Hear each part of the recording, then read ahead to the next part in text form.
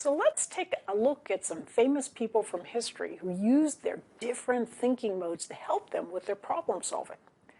If you look at that guy right there, he was Salvador Dali, a very well-known surrealist painter of the 20th century.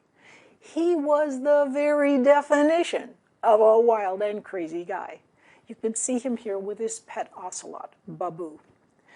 Dali used to have an interesting technique to help him come up with his fantastically creative surrealist paintings. He'd relax in a chair and let his mind go free, often still vaguely thinking about what he had previously been focusing on. He'd have a key in his hand, dangling it just above the floor, and as he would slip into his dreams, falling asleep, the key would fall from his hand and the clatter would wake him up, just in time so he could gather up those diffuse mode connections and ideas in his mind, and off he'd go back into the focus mode, bringing with him the new connections he'd made while in the diffuse mode. Now you might think, well, that's okay for an artist. But what does it have to do with more scientific or mathematical kinds of thinking?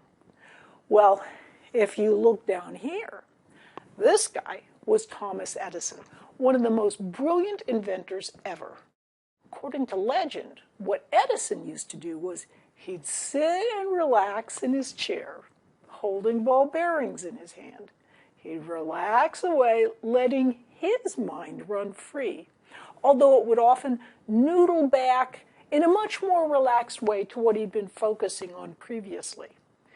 When Edison would fall asleep, the ball bearings would drop and clatter to the ground just as with Dali, and it would wake Edison up, and off he'd go with his ideas from the diffuse mode, ready to take them into the focus mode and build on them.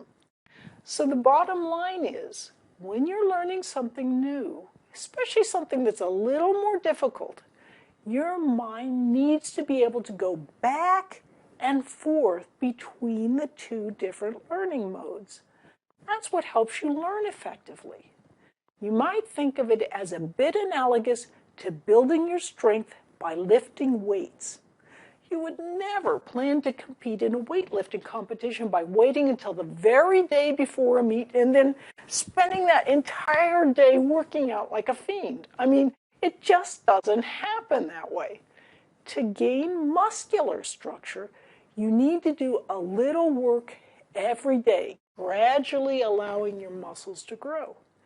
Similarly, to build neural structure, you need to do a little work every day, gradually allowing yourself to grow a neural scaffold to hang your thinking on. A little bit every day, and that's the trick. In summary, then, we learned that analogies provide powerful techniques for learning. We learned about how the brain's two different thinking modes, focused and diffuse, each helps us learn, but in very different ways. And finally, we learned that learning something difficult can take time. Your brain needs to alternate its ways of learning as it grapples with and assimilates the new material. Thanks for learning about learning.